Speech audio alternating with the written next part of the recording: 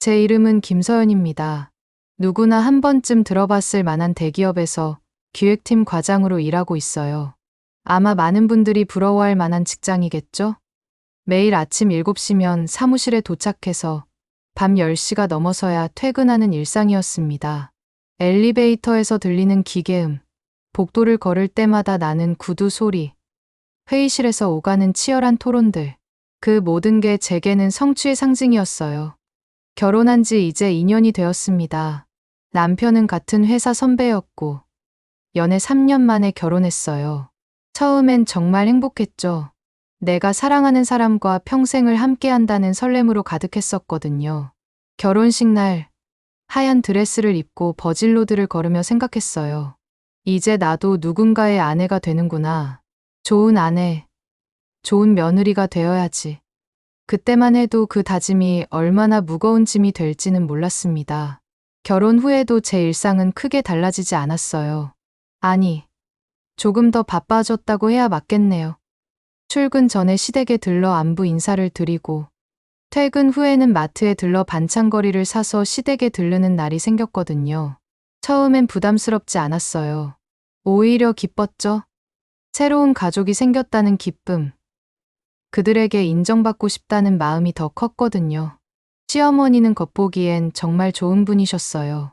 친구들이나 이웃들 앞에서는 항상 저를 자랑스러워하셨죠. 우리 며느리 정말 똑 부러져요. 대기업 다니면서도 집안일 하나 빼놓지 않고 다 챙기거든요. 요즘 젊은 애들 중에 이런 애 정말 드물어요. 그런 말씀을 들을 때마다 어깨가 으쓱해지곤 했어요. 내가 잘하고 있구나, 인정받고 있구나 싶어서 더 열심히 했죠. 하지만 정작 저와 단둘이 계실 때는 좀 다른 말씀을 하시곤 했어요. 서연아, 회사 일은 그냥 밥벌이지. 진짜 중요한 건 집안일이야. 집안일은 네가 우리 진짜 가족이 되어가는 과정이란다. 처음엔 그냥 어른의 조언 정도로 받아들였어요. 그런데 그 말이 자꾸 마음에 걸리더라고요. 내가 지금까지 해온 일들이 고작 밥벌이일 뿐이라니.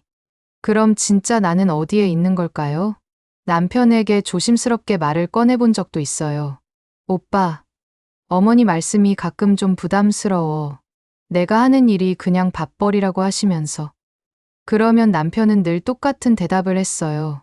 우리 엄마 원래 그런 스타일이야. 나쁜 뜻으로 하는 말 아니니까 그냥 흘려듣고 넘겨. 다 너 잘 되라고 그러시는 거야. 그 말을 들을 때마다 마음 한편이 싸해졌습니다. 그래. 그냥 흘려듣자. 그래야 내가 덜 힘드니까. 그날은 토요일이었어요. 출근은 없었지만 일찍 일어나서 근처 유명한 빵집에 다녀왔어요. 갓 구운 크로와상과 수제 딸기잼을 샀죠. 시어머니께서 이런 걸 특히 좋아하시거든요. 어머니께서 좋아하실 것 같은데 하며 포장해달라고 부탁했을 때 빵집 사장님이 웃으며 말하더라고요. 정성이 참 깊으시네요. 그 말에 기분이 좋았어요. 시댁 현관문을 열자마자 시어머니의 목소리가 들려왔어요. 또 회사야? 주말에도 일하니까 애가 안 생기는 거 아니야. 그리고 또 그 외제차 타고 왔니? 문을 열며 고개를 내밀어 보니 시어머니께서 창문 너머로 제 차를 보고 계셨어요. 아니에요, 어머니. 오늘은 출근 안 했어요. 빵집에 다녀왔어요. 그래? 그런데 그 차 너무 눈에 띄지 않니? 동네 사람들이 다 쳐다보더라. 제 차는 5년 된 중고 외제차였어요. 야근 수당 모아서 산 제 첫 차였죠. 새 차를 살 형편은 안 됐지만 그래도 제가 좋아하는 브랜드의 차를 갖고 싶어서 열심히 돈을 모았었거든요. 그 차를 볼 때마다 내가 이만큼 성장했구나 하는 뿌듯함을 느꼈어요. 어머니, 이건 그냥 제가 좋아해서 산 거예요. 그날따라 시어머니는 제 차를 유독 유심히 보셨어요. 차뿐만 아니라 제가 메고 온 가방, 입고 온 옷까지 마치 하나하나 평가하시는 것 같은 시선이었어요. 점심을 함께 먹으며 시어머니께서 말씀하셨어요. 우리 딸은 저런 거 한 번도 못 써봤는데. 넌 복도 많다, 서연아. 그때는 그냥 부러움이 섞인 말씀인 줄 알았어요. 시누이 수진 씨는 아직 취업 준비 중이셨거든요. 대학 졸업한 지 2년이 되었는데도 마음에 드는 직장을 찾지 못해서 계속 집에서 지내고 계셨어요. 아가씨도 곧 좋은 곳 취업하실 거예요. 하고 웃으며 넘겼어요. 하지만 그날 이후 뭔가 달라지기 시작했어요. 시어머니의 시선이 점점 더 집요해졌습니다. 제가 타는 차, 드는 가방, 입는 옷, 모든 것에 관심을 가지기 시작하셨거든요. 서연아, 이 가방 예쁘다. 어디서 샀니? 이 코트 브랜드가 뭐야? 색깔이 참 고급스럽네. 구두도 참 특이하다. 비싼 거 같은데? 처음엔 그냥 관심을 보여주시는 거라고 생각했어요. 며느리가 예쁘게 치장하고 다니는 걸 좋게 봐주시는 거겠거니 했죠. 그런데 그런 질문들이 점점 빈번해지더라고요. 그리고 점점 더 구체적으로 변해갔어요. 그 가방 얼마 주고 샀니?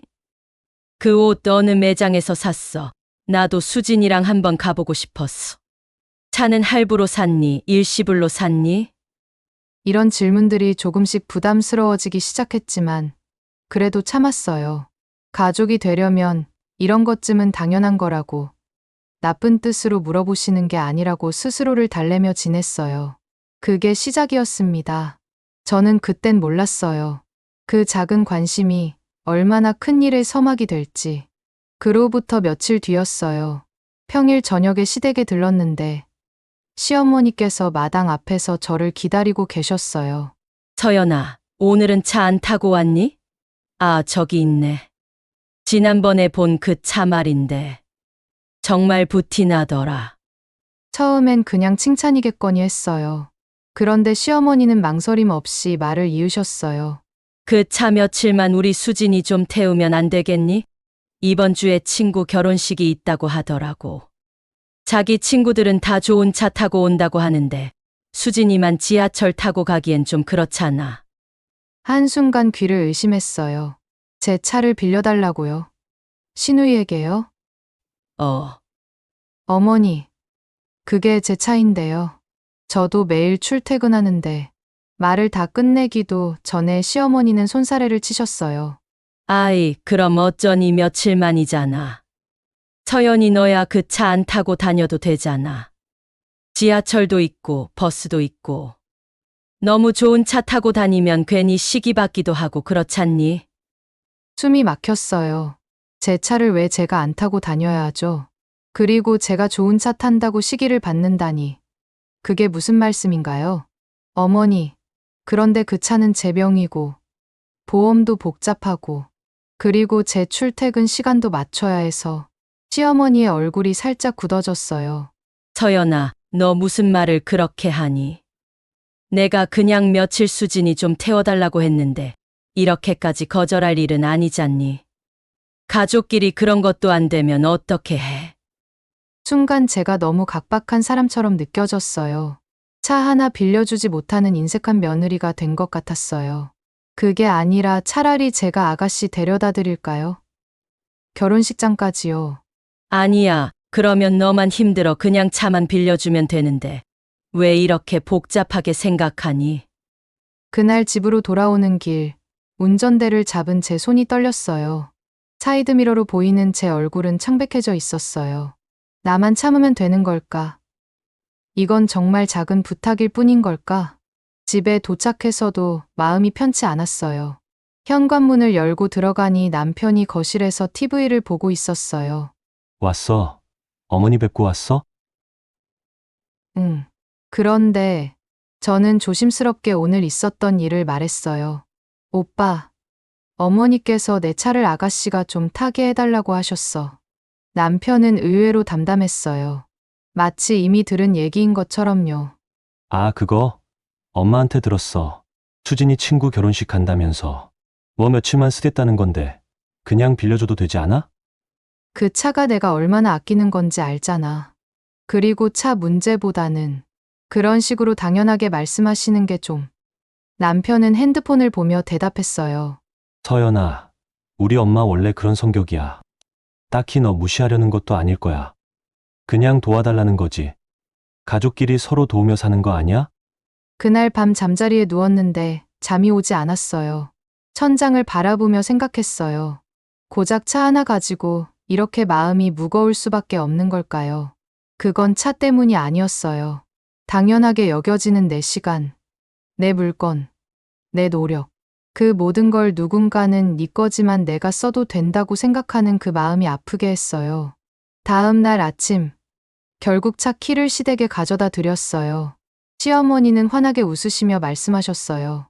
역시 우리 며느리 마음씨가 곱다니까. 시누이가 얼마나 좋아하던지. 시누이가 제 차 키를 받아들며 말했어요. 언니, 고마워요. 친구들이 진짜 부러워할 것 같아. 언니 차 멋있잖아요. 그 말을 들으며 복잡한 기분이었어요. 기분 좋은 듯 하면서도 뭔가 씁쓸했어요. 사흘 동안 지하철로 출퇴근했어요. 평소보다 1시간씩 일찍 나서야 했고, 퇴근할 때는 지하철이 붐벼서 서서 가야 했어요. 여름이라 더웠는데, 에어컨 바람도 제대로 안 나오는 지하철에서 땀을 뻘뻘 흘리며 집에 도착하곤 했죠. 그런데 사흘째 되는 날, 회사에서 급한 일이 생겼어요. 새로운 프로젝트 관련해서 다른 지역 사업장에 출장을 가야 하는 상황이 된 거예요. 급하게 시댁에 전화를 걸었어요. 어머니, 저 급하게 출장을 가게 됐어요. 차가 필요한데. 아이고, 어쩌니? 수진이가 오늘도 친구들이랑 약속이 있다고 하던데. 잠깐만, 전화 너머로 시누이와 대화하는 소리가 들렸어요. 언니가 차 써야 한다는데. 어떻게 하지? 수진이 너 오늘 꼭 써야 해. 엄마, 나도 친구들하고 이미 다 약속했는데. 언니가 급하게 출장 간다고 약속을 취소할 수는 없잖아요. 결국 저는 렌터카를 빌려야 했어요. 회사에서 지원해주는 출장비로는 부족해서 제 돈으로 추가 부담을 해야 했죠. 그 일이 있고 난 뒤 뭔가 선이 바뀐 것 같았어요. 시어머니는 점점 더 자연스럽게 제 물건에 관심을 보이기 시작하셨거든요.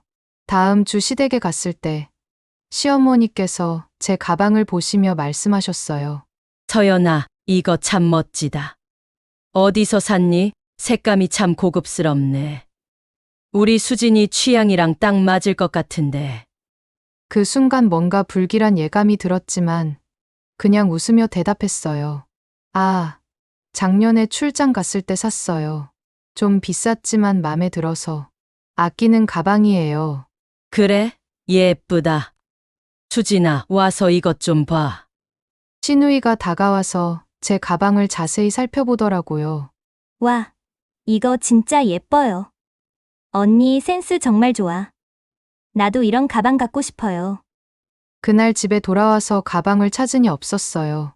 분명히 시댁에 가져갔는데 어디에 뒀더라.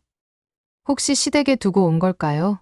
다음 날 시댁에 전화를 걸어서 물어봤어요. 어머니, 제가 어제 가방을 어머님 댁에 두고 온 것 같은데 혹시 보셨어요? 가방. 아, 그 가방 말이야. 수진이가 오늘 친구들이랑 만날 때 잠깐 들고 가면 안 되겠니? 너무 마음에 든다고 하더라고. 하루만 빌려주면 안 될까? 순간 말이 막혔어요.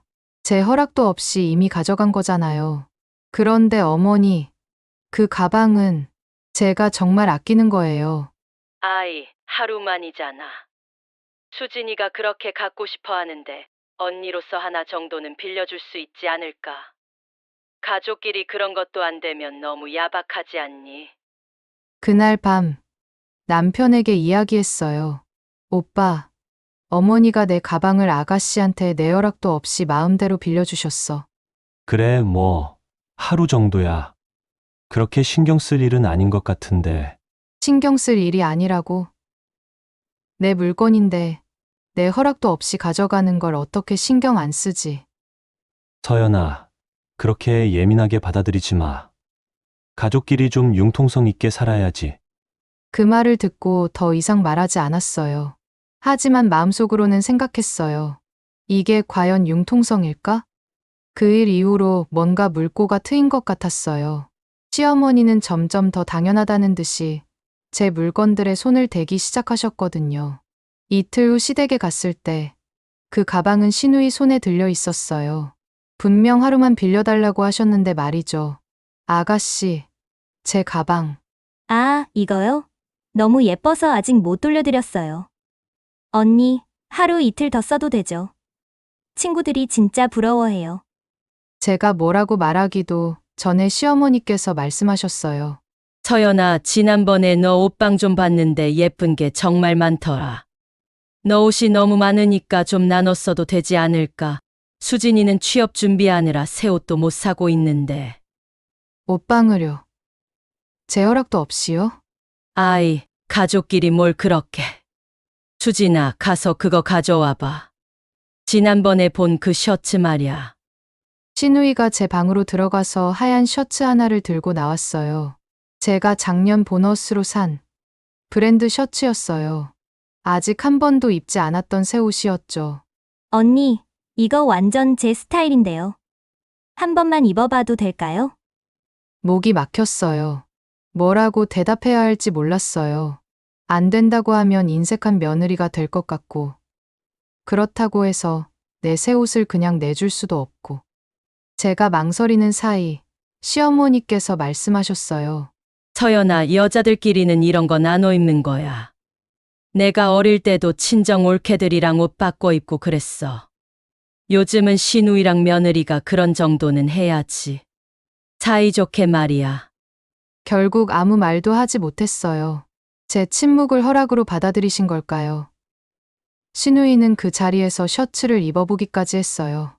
와, 언니 옷 정말 고급이에요. 재질이 완전 다르네. 언니는 역시 센스가 좋아. 그 후로도 하나둘씩 제 물건들이 사라졌어요.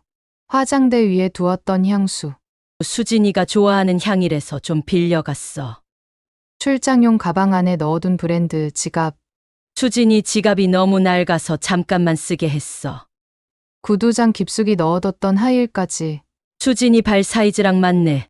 신발이 딱 맞다고 좋아하더라. 처음엔 내가 어디 뒀더라 하며 찾다가 시댁에 갈 때마다 익숙한 물건들이 신우이 손에 들려있는 걸 보며 확신하게 됐어요. 이건 실수나 오해가 아니라 누군가의 계획적인 선 넘기였다는 걸. 그리고 더 끔찍한 건 그 누구도 그걸 문제로 여기지 않는다는 사실이었어요. 남편에게 다시 말을 꺼냈어요. 오빠, 어머니가 내 옷이랑 가방 자꾸 아가씨한테 넘겨주시는데 솔직히 기분이 너무 안 좋아. 남편은 TV를 보며 대답했어요. 에이, 서연아. 가족끼리 그런 거 가지고 그래. 엄마가 너 많이 아끼시니까 그런 거잖아. 수진이야 결혼도 안 했는데 언니가 좀 보태주는 거지 뭐. 그래도 내 허락은 받아야 하는 거 아냐? 내 거니까. 그래, 다음부터는 물어보시겠지. 그렇게 예민하게 받아들이지 마. 우리 엄마가 너한테 섭섭해 하시면 안 되잖아. 그 말을 듣고 더는 말을 잇지 않았어요. 남편에게 기대했던 건 단순했어요. 내가 불편하면 그건 문제야 라는 딱 그 한마디였는데 그마저도 돌아오지 않았어요. 몇 주가 더 지났어요. 이제는 시댁에 갈 때마다 새로운 물건이 사라져 있을까 봐 두려워지기 시작했어요. 그래서 귀중한 물건들은 아예 집에 두고 가기 시작했죠. 그런데 어느 토요일 아침, 정말 상상도 못한 일이 일어났어요. 마트에 장을 보러 가려고 지하 주차장으로 내려갔는데 차가 없었어요. 제 차가 제가 항상 주차해두던 그 자리에 없었던 거예요. 급하게 관리실로 뛰어가서 확인했어요. 혹시 제 차 견인됐을까요? 경비 아저씨가 말씀하셨어요. 아, 그 차요? 오늘 아침 일찍 어떤 젊은 분이 타고 나가시던데요. 차 키도 가져오시고 가족분이시죠? 그 순간 머리가 하얘졌어요. 차 키는 제가 현관 신발장 안에 넣어두던 걸 시어머니가 본 적이 있었거든요. 급하게 집으로 올라가서 신발장을 확인해 봤어요. 역시 차 키가 없었어요. 바로 시댁에 전화를 걸었어요. 받지 않았어요. 신우이한테도 전화를 걸었지만 역시 받지 않았어요. 남편에게 전화를 걸었어요. 오빠, 지금 내 차 누가 타고 나갔어. 차 키도 없고. 그거 수진이가 오늘 중요한 약속이 있다고 해서 엄마가 그냥 키 좀 빌려달라고 하시더라고. 내 허락도 없이. 그냥 하루잖아. 네가 주말에 특별히 쓸 일도 없었고 목이 메었어요. 입술이 바짝 마르고 손끝이 떨렸어요. 오빠, 그건 내 차야. 내가 산, 내 명의의, 내 물건이라고. 그걸 왜 내 허락도 없이 가져가? 서연아, 가족끼리 왜 그렇게 따지니? 엄마가 널 싫어해서 그런 것도 아니고. 수진이야 뭐. 잠깐 뭐 좀 부리게 해주려는 거지. 그 순간 제 안에서 뭔가가 딱 하고 끊어지는 소리가 들렸어요. 오빠, 그건 도둑질이야. 뭐라고? 가족이고 뭐고 남의 물건을 허락 없이 가져가는 건 그건 도둑질이라고. 잠시 정적이 흘렀어요. 그리고 남편이 낮고 딱딱한 목소리로 말했어요. 말 너무 심한 거 아니야? 우리 엄마한테 도둑이라니. 그럼 뭐라고 불러야 해? 남의 차 키를 훔쳐서 남의 차를 타고 나간 걸 뭐라고 불러야 하는데? 그날 오후 참을 수 없어서 시댁에 찾아갔어요. 정말 얼굴을 보지 않고는 이 마음을 감출 수가 없었어요. 현관문을 열자 시어머니는 태연하게 말씀하셨어요. 서연아, 무슨 일로 또 이렇게 얼굴이 상했니? 어머니, 제 차 키. 어머니가 가져가신 거죠? 아니, 잠깐 수진이 좀 태워주게 하려 했는데. 네가 요즘 워낙 바쁘고 시댁에 얼굴도 잘 안 비치고. 내가 그냥 좀 챙겨준 거지, 뭐. 그건 제 허락 없이 하시면 안 되는 일이에요. 아니, 얘가 왜 이렇게 예민하게 구니?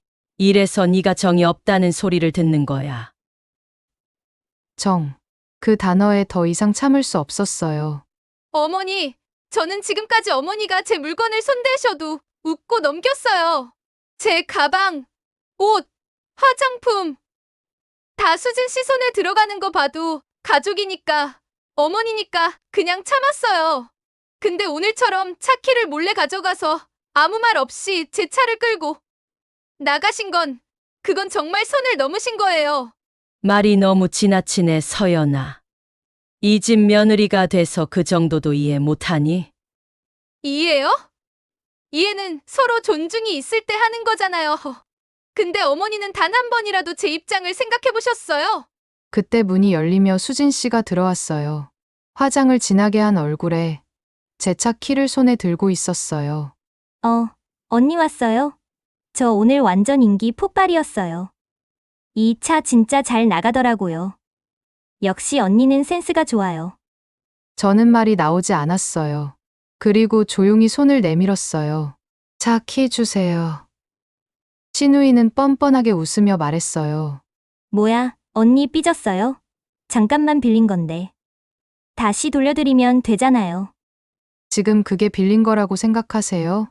그럼 뭐예요? 가족끼리 좀 융통성 있게 하면 안 되는 거예요? 아니에요. 그건 명백한 도둑질이에요. 순간 거실 공기가 얼어붙었어요. 그날 저는 더 이상 아무 말도 하지 않고 차 키만 받아서 나왔어요. 집으로 돌아가는 길, 저는 결심했어요. 이 집안과의 거리, 이제는 내가 정하겠다고. 며칠 동안 시댁과 연락을 끊었어요. 문자도, 전화도 받지 않았어요. 남편도 집에 들어와서 말이 없었고, 같은 공간에 있어도 서로 아무것도 묻지 않았어요. 저는 그 시간 동안 제 안에 쌓인 감정들을 정리하려고 했어요. 처음엔 저도 이해하려고 했었어요. 가족이니까, 어른이니까, 피차 좋은 게 좋다고. 그렇게 말하며 참았었거든요. 하지만 이번 일은 다르다는 걸 확실히 느꼈어요. 내가 무시당해도 괜찮은 건 가족이기 때문일까? 아니면 가족이라는 이유로 무시당하는 걸까? 그 경계가 무너진 순간, 사람은 사람을 존중하지 않게 되는 것 같았어요. 일주일 정도 지났을 때, 남편이 조심스럽게 말을 꺼냈어요. 서연아, 이번 주말에 엄마가 집으로 오라고 하시는데 한번 다녀오면 안 될까? 저는 고개를 저었어요. 오빠, 지금 내가 그 집에 왜 가야 하는지 정말 모르겠어. 서연아, 엄마도 너한테 미안하다고 하시더라. 그냥 잠깐 얼굴만 보여드리자. 괜히 계속 피하면 더 꼬이기만 해. 남편의 그 말에, 그래, 한 번은 정리해야겠다는 생각이 들었어요. 그렇게 저는 다시 시댁에 갔어요. 시어머니는 예의상 미소를 지으며 맞아주셨어요. 서연아, 마음 많이 상했지. 내가 그땐 좀 급했나 봐. 근데 그걸 도둑질이라고까지 말하니까 나도 얼마나 충격받았는지 몰라. 어머님, 그 말, 제 입장에서는 사실이었어요. 아무리 그래도 가족한테 그런 말은 좀 너무 심하지 않니? 어머니, 저도 어머니가 저한테 하셨던 말들 참 많아요. 나는 그냥 너 좋으라고. 제 물건을 허락도 없이 다른 사람에게 넘기고 제 차 키를 몰래 가져가는 게 어떻게 저 좋으라고 한 일인가요? 시어머니의 얼굴이 점점 굳어졌어요. 그리고 마침내 본심을 드러내시더라고요. 네가 가진 게 너무 많아 보였어. 너무 여유로워 보이니까. 괜히 수진이가 위축될까 봐. 그 말에 저는 말문이 막혔어요. 그래서요? 그걸 보상하듯이 제 걸 하나씩 가져간 거예요? 수진이는 결혼도 안 했고 제대로 된 직장도 없고 언니보다 뒤처졌다는 말 듣는 거 엄마인 내가 봐도 마음 아프더라. 그러니까 제 걸 가져가신 거군요. 아가씨가 갖지 못한 걸 제가 갖고 있다는 이유만으로. 그때 옆에 있던 시누이도 말을 못했어요. 언니, 저도 처음엔 미안했어요. 근데 언니는 워낙 잘 나가잖아요. 회사도 대기업이고, 차도 좋고, 옷도 브랜드고. 그걸 조금 나눈다고 그렇게 예민하게 굴 필요 있었어요? 저는 조용히 대답했어요. 그래, 나는 많이 가지려고 애써왔어. 밤샘 일하고, 울면서 야근하고, 남들 놀 때 공부하고 일하면서 그렇게 얻은 거야. 그럼 좀 더 여유롭게 굴면 안 돼요? 너무 이기적이잖아요. 가족끼리 좀 나눠 쓰고 그러는 거지. 가족이라서 가능한 것도 있지만, 가족이라서 더 조심해야 하는 것도 있어요.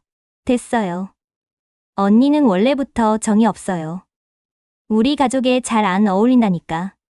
그 말에 시어머니도 고개를 끄덕이셨어요. 그래. 네가 너무 선을 그으니까. 이제는 네가 우리 가족 같지도 않다. 그 순간 마음이 조용히 꺼지는 소리가 들렸어요. 여기까지구나. 이 관계에서 내가 할 수 있는 건 이제 없다는 걸 알게 됐어요. 알겠습니다. 저도 더 이상 가족이라고 생각하지 않을게요. 그 말을 남기고 저는 자리에서 조용히 일어났어요. 시댁에서 돌아오는 길, 가슴이 먹먹했어요. 기분이 나빠서도 분해서도 아니었어요. 그냥 너무 허탈했어요. 그동안 저는 이해라는 단어로 얼마나 많은 것들을 포기해왔을까요? 참는 게 미덕이라고 배웠고, 양보가 예쁨 받는 길이라고 믿었고. 하지만 그 끝에 남은 건 네가 잘나서 생긴 일이라는 비난뿐이었어요. 며칠 후 아파트 단지 근처에서 우연히 시누이를 마주쳤어요. 그녀는 당당하게 제가 예전에 아끼던 코트를 입고 있었어요. 거기에 잃어버린 줄 알았던 귀걸이까지. 제가 말을 꺼내기도 전에 시누이가 먼저 말을 던졌어요. 언니, 이거요? 언니 옷장에 있던 거잖아요. 그날 엄마가 나 가져가도 된다고 해서 그냥 가져왔어요. 그건 내가 찾고 있던 거야. 그냥 가져가면 어떡해. 아니, 언니가 안 입고 안 쓰는 줄 알았거든요. 그런 거에 그렇게 예민하게 굴 필요 있어요? 예민한 게 아니라 그건 내 거야. 시누이는 웃으며 말했어요. 근데 지금은 제 거잖아요. 뭐라고? 엄마가 그러셨거든요. 이 집엔 저 하나 남았으니까 이 집 물건이나 분위기나 저 중심으로 돌아가야 한다고. 그 말에 저는 할 말을 잃었어요. 그래서 언니 거요? 그냥 제 거 되는 거지 뭐. 시누이의 눈빛은 무서울 만큼 또렷하고 확신에 차 있었어요. 언니는 일이나 잘해요. 나중에 어차피 언니랑 오빠 돈은 다 우리 부모님께 돌아올 텐데 제가 미리 챙기는 게 당연한 거 아니에요? 그 말에서 느껴지는 건 가족도, 배려도, 예의도 아니었어요. 순도 100%의 탐욕이었어요. 그 순간 저는 더 이상 어떤 감정도 들지 않았어요. 슬픔도, 분노도, 그냥 끝났다는 생각만 들었어요. 네가 왜 아직 결혼을 못했는지 이해가 되네. 뭐요? 세상에는 너처럼 남의 것을 당연하게 여기는 사람과 평생 함께 살 수 있는 사람은 없어. 시누이는 얼굴을 찌푸리며 말했어요. 언니, 말 함부로 하지 마요. 아니야. 나는 지금 처음으로 내 생각대로 말하고 있어. 그동안 내가 너무 조용했던 것뿐이야. 그렇게 말을 마친 뒤 저는 신우이를 지나쳐 조용히 걸어 나왔어요. 그날 이후 저는 제 물건들을 하나하나 정리했어요. 시댁에 두었던 옷까지, 서랍에 놔뒀던 화장품, 제가 아끼는 물건들 전부를 다시 집으로 가져왔어요. 그리고 남편에게도 분명히 말했어요. 오빠, 이제 이 집에서는 아무것도 가져가지 마. 심지어 내 시간, 내 감정도. 남편은 당황한 얼굴로 말했어요. 갑자기 왜 그래? 이건 갑자기가 아니야. 그동안 내가 말 안 했을 뿐이지 계속 쌓여온 거야. 지금 이혼이라도 하자는 거야? 아니, 나는 지금 경고하는 거야. 내가 이 가정을 지킬 이유가 없어졌다고 느끼는 순간 모든 건 끝이야. 몇 주가 지났어요. 그 사이에도 남편은 여러 번 말했어요. 엄마가 미안하다고 했어. 수진이도 그땐 철이 없었던 거지. 너무 오래 끌지는 말자. 하지만 저는 이미 마음의 선을 그은 상태였어요. 그냥 철이 없었다는 말로는 이미 넘지 말았어야 할 선을 넘은 행동들을 덮을 수 없었어요. 그러던 어느 날, 회사 후배가 조심스럽게 제게 말을 걸었어요. 선배님, 혹시 이거 보셨어요? 그 후배는 휴대폰 화면을 내밀었어요. 그 안에는 익숙한 얼굴이 있었어요. 신우이였어요. 제가 예전에 아꼈던 코트를 입고 제 진주 귀걸이를 하고 찍은 셀카였어요. 그런데 그 게시물의 내용이 가관이었어요. 언니가 물려준 명품들 역시 대기업 다니는 언니는 달라요. 샵 부자 언니, 샵 명품 라이프. 샵 감사한 언니. 더 놀라운 건 댓글들이었어요. 와, 언니 진짜 부자구나. 나도 그런 언니 있으면 좋겠다 유유. 대기업 과장님 부럽다. 그런데 그 중에서 눈에 띄는 댓글이 하나 있었어요. 수진아. 너 지난주에 만났을 때 이 코트 빌려 입은 거라고 했잖아. 왜 갑자기 언니가 줬다고 하니? 다른 댓글도 이어졌어요. 맞아. 나도 들었어. 새언니 물건 좀 빌려 쓴다고 했으면서. 수진아 설마 거짓말 한 거 아니지? 이거 완전 다른 얘기인데? 저는 그 순간 깨달았어요. 신우이가 친구들에게는 무슨 말을 하고 SNS에서는 또 다른 거짓말을 하며 이중생활을 하고 있었다는 걸. 그날 저녁, 저는 남편에게 그 화면을 보여줬어요. 오빠, 이거 봐. 아가씨가 내 물건들로 SNS에서 거짓 자랑하다가 친구들한테 들통났어. 남편도 댓글들을 보더니 얼굴이 굳어졌어요. 이건 좀 심각한데. 심각한 게 아니라 이게 바로 아가씨의 진짜 모습이야. 거짓말로 친구들 속이면서까지 허세 부리고 싶었던 거지. 다음 날 상황은 더 심각해졌어요. 신우이의 친구들이 댓글로 따져 묻기 시작한 거예요. 수진아, 솔직히 말해. 이거 네가 산 거 아니지? 지난주에 만났을 때 완전 다른 얘기했으면서 왜 이렇게 거짓말하니? 우리를 바보로 아는 거야? 그리고 결정타는 신우이의 고등학교 동창에서 나왔어요. 얘들아, 나 수진이랑 고등학교 같이 다녔는데 걔 거짓말 원래 심해. 없는 얘기 만들어서 자랑하는 거 한두 번이 아니야. 이것도 100% 거짓말일 거야. 그 댓글이 올라오자 신우이의 SNS는 완전히 난장판이 됐어요. 친구들이 그동안 신우이에게 속았다며 분노하기 시작했고 다른 사람들도 가세해서 비난 댓글이 쏟아졌어요.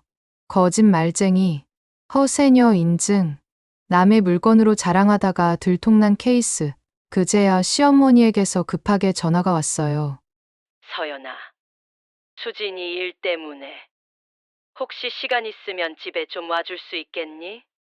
시댁에 가니 신우이가 눈물을 흘리며 앉아 있었어요. 시어머니는 처음 보는 진지한 표정이셨어요. 서연아, 정말 미안하다. 내가 수진이를 너무 잘못 키웠구나. 시어머니는 신우이의 휴대폰을 제게 보여주셨어요. 댓글들로 가득한 화면이었어요.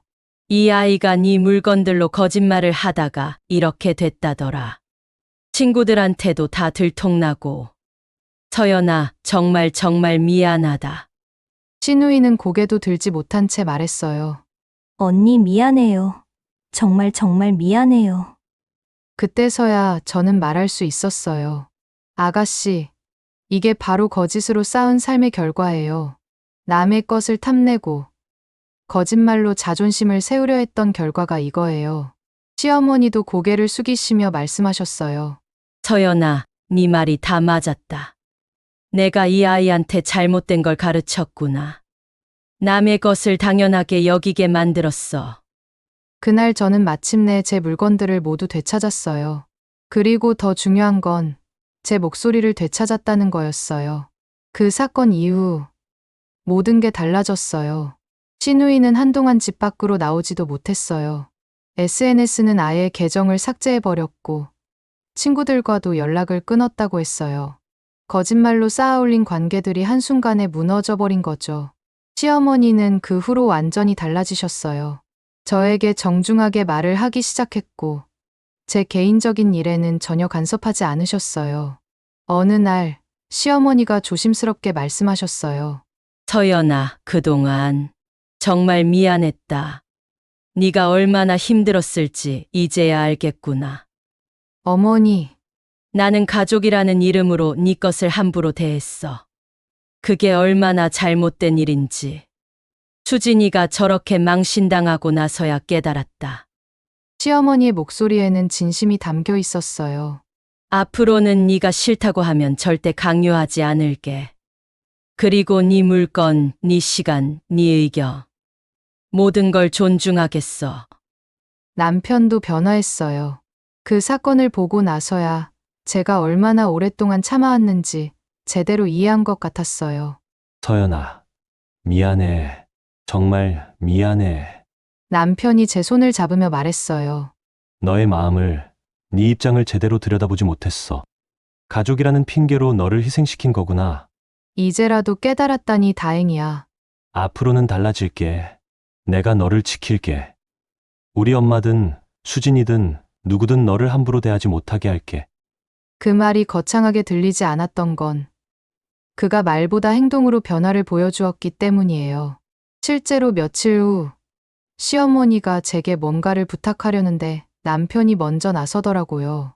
엄마, 서연이한테 부탁하기 전에 저한테 먼저 물어보세요. 그리고 서연이가 싫다고 하면 그걸로 끝인 거예요. 그 모습을 보며 저는 비로소 이 사람과 새로운 출발을 할 수 있겠다는 생각이 들었어요. 한 달 정도 지났을 때 신우이가 저를 찾아왔어요. 예전에 당당했던 모습은 온데간데 없이 초라하고 수줍은 모습이었어요.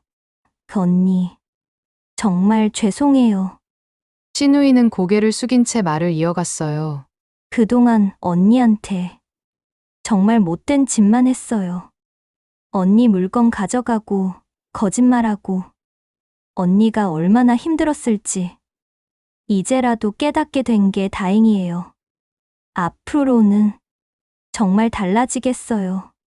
취업도 다시 준비하고 제 힘으로 제 물건 사서 쓸 수 있도록 노력하겠어요. 저는 신우이에게 말했어요. 아가씨, 사람은 누구나 실수할 수 있어요. 중요한 건 그 실수를 통해 배우고 성장하는 거죠. 이번 일로 정말 많이 깨달았다면 그게 더 중요한 거예요. 그날 신우이는 눈물을 흘리며 돌아갔어요. 그리고 정말로 달라졌어요. 취업 준비를 다시 시작했고 몇 달 후에는 작은 회사이지만 정식 직장을 구했다고 연락이 왔어요. 우리 가족은 서서히 하지만 확실하게 변화했어요. 서로를 존중하는 관계, 선을 지키는 관계로 다시 태어났다고 할 수 있어요. 가장 큰 변화는 저 자신이었어요. 더 이상 좋은 며느리가 되기 위해 제 자신을 지우지 않았어요. 제 의견을 당당하게 말하고, 제 물건을 지키고, 제 시간을 소중하게 여기게 됐어요. 그리고 그런 제 모습을 가족들이 존중해주기 시작했어요. 참 신기한 일이었어요. 제가 저를 지키자 오히려 더 좋은 관계가 만들어진 거예요.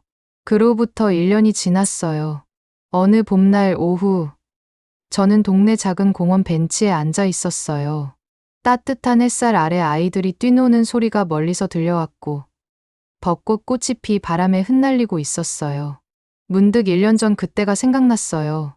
차가 사라진 주차장에서 절망하며 서 있던 제 모습이요.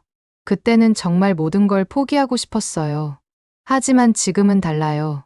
그 모든 시간들이 저를 더 단단하게 만들어줬어요.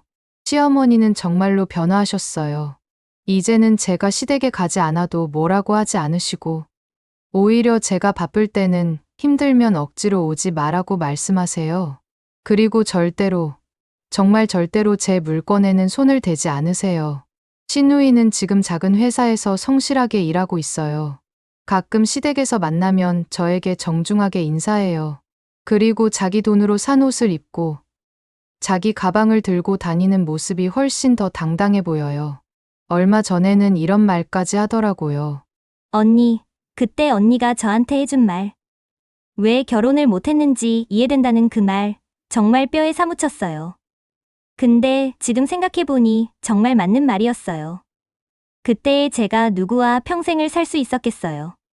그 말을 들으며 때로는 아픈 진실을 말해주는 것도 진정한 사랑이라는 생각이 들었어요. 남편은 정말 많이 달라졌어요. 이제는 제가 뭔가 불편해하는 기색만 보여도 바로 알아차리고 제 편에 서주어요. 시어머니가 조금이라도 선을 넘으려고 하면 먼저 나서서 막아주고요. 그리고 무엇보다 저 자신이 가장 많이 변했어요. 이제는 아니요라고 말하는 게 무섭지 않아요. 제가 원하지 않는 일은 분명하게 거절하고 제 의견을 당당하게 표현해요. 그리고 신기하게도 그럴수록 주변 사람들이 저를 더 존중해 주더라고요. 회사에서도 달라졌어요. 예전에는 다른 사람 눈치만 보며 일했는데 이제는 제 의견을 분명하게 말하고 필요할 때는 안 됩니다라고 말할 수 있어요. 그 결과 오히려 더 좋은 성과를 내고 있고 올해 승진도 했어요. 벤치에 앉아 이런 생각들을 하다 보니 핸드폰이 울렸어요. 남편에게서 온 문자였어요. 오늘 저녁에 네가 좋아하는 레스토랑 예약했어. 우리 결혼기념일 축하하자. 그래요. 오늘이 결혼기념일이었네요. 3년 전 하얀 드레스를 입고 버질로드를 걸었던 그날. 그때는 좋은 아내, 좋은 며느리가 되는 것만이 행복의 전부라고 생각했어요. 하지만 이제 알아요. 진정한 행복은 나 자신을 지키면서도 다른 사람을 사랑할 수 있을 때 오는 거라는 걸. 공원 벤치에서 일어나며 저는 조용히 혼잣말을 했어요. 나는 내가 괜찮은 사람이라는 걸 알고 있어. 그 누구에게 증명할 필요 없이 집으로 걸어가는 길, 저는 확신했어요. 가족이란 무조건 참고 견디는 사이가 아니라 서로를 존중하는 관계라는 것을. 내 걸 지키는 게 이기적인 게 아니라 건강한 관계의 시작이라는 것을. 그리고 가장 중요한 건 가족이라는 이름 아래 가장 먼저 존중받아야 할 사람은 바로 나 자신이라는 거예요. 혹시 이 이야기를 듣고 계신 여러분 중에도 저처럼 힘든 시간을 보내고 계신 분이 있다면 꼭 기억해 주세요. 당신의 존재 자체가 소중하고 당신의 감정과 의견도 충분히 가치 있다는 사실을요. 때로는 아니요라고 말하는 것이 관계를 망치는 게 아니라 진짜 관계의 시작일 수도 있어요. 나를 지키는 것, 내 목소리를 내는 것, 그것이 바로 사랑받을 자격이 있는 사람으로서의 첫걸음입니다. 제 이야기가 어딘가에서 누군가에게 작은 용기가 되었으면 좋겠어요. 그리고 여러분 모두가 진정한 자신을 찾아가는 여행에서 행복을 만나시길 바라요. 감사합니다. 이야기가 마음에 드셨으면 좋아요와 구독 부탁드리겠습니다.